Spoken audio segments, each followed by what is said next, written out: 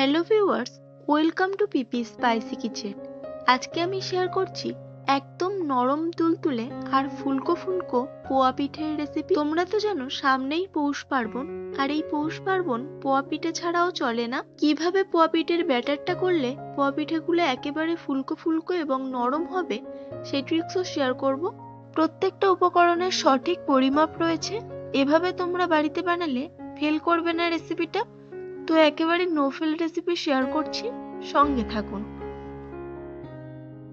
তো পোয়া পিঠে বানানোর জন্য ব্যাটারটা দরকার। তার জন্য আমি একটা বোলের মধ্যে 2 কাপ ময়দা নিয়ে নিচ্ছি।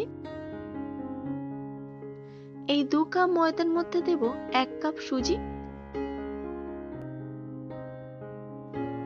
দিয়ে দেব 1 কাপ চিনি। এখানে আমার খানিকটা চিনি গুঁড়ো করা ছিল আর খানিকটা গোটা ছিল। দিয়ে দেব স্বাদ মতো লবণ। এরপর শুকনো উপকরণগুলোকে একটু ভালো করে মিশিয়ে নেব। প্রথমে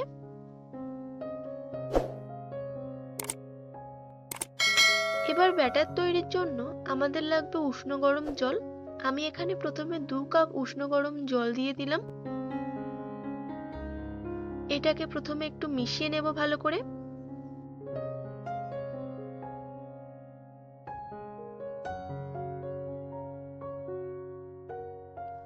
তারপর আরো 1 কাপ দিয়ে দিলাম।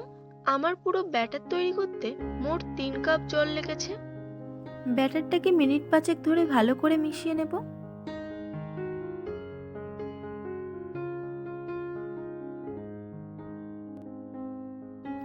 এরপর এটাকে ঢাকনা দিয়ে 10 থেকে 15 মিনিটের জন্য রেস্টে রাখবো, যাতে সুজিটা ভালো করে ফুলে যায়।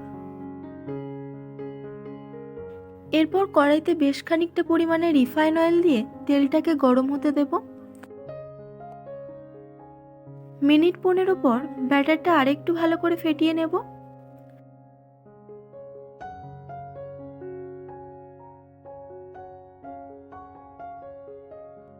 ব্যাটারটা ঠিক এরকম ঘনত্বে রেখেছি। এরপর চামচের সাহায্যে অল্প অল্প করে তেলের মধ্যে দিয়ে দেব। গ্যাসের ফ্লেমটা মিডিয়াম টু হাই রাখতে হবে পিঠেগুলোকে ভাজার সময়।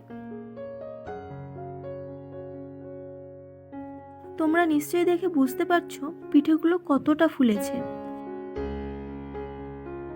মাঝে মাঝে এরকম উল্টে পাল্টে দিয়ে ভেজে নেব লাল লাল করে।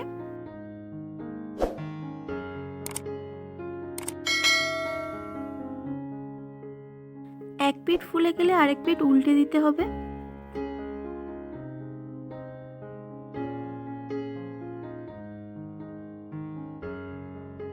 পিঠেগুলোকে এরকম করে ভেজে তুলে নিচ্ছি।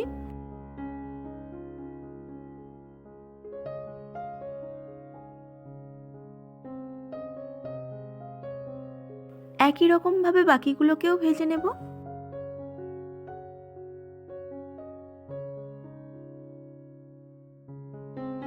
তোমরাও বাড়িতে একই রকম ভাবে ট্রাই করো। কথা দিচ্ছি সব পিঠেগুলো ফুলবে, একটাও মিস যাবে না। তবে হ্যাঁ, এই পিঠের মেইন জিনিসটা হচ্ছে পিঠের ব্যাটারটা। এটাকে ঠিকঠাক মতো না করলে পিঠেগুলো কিন্তু ফুলবে না, তাই এটাকে চেষ্টা করবে ঠিকঠাক মতো করার। এরকম ভাবে সব পিঠেগুলো ভেজে তুলে নিলাম। তো তোমাদের কেমন লাগলো এই পোয়া পিঠের রেসিপিটি কমেন্ট করে অবশ্যই জানাবে। ভালো লাগলে লাইক, ও চ্যানেলে যারা নতুন তাদের কাছে অনুরোধ রইল চ্যানেলটিকে সাবস্ক্রাইব করে পাশে থাকার, যাতে আরও এরকম রেসিপি তোমাদের সঙ্গে ডেলি শেয়ার করে নিতে পারি। তো সবাই ভালো থাকবে, আবার ফিরবো নতুন কোনো রেসিপি নিয়ে। দেখো পিঠেগুলো কতটা নরম হয়েছে, ভিতরটাও একেবারে নরম আর লুচির মতো ফুলকো ফুলকো। তো রেসিপিটা ভালো লাগলে পাশে থাকার অনুরোধ রইল।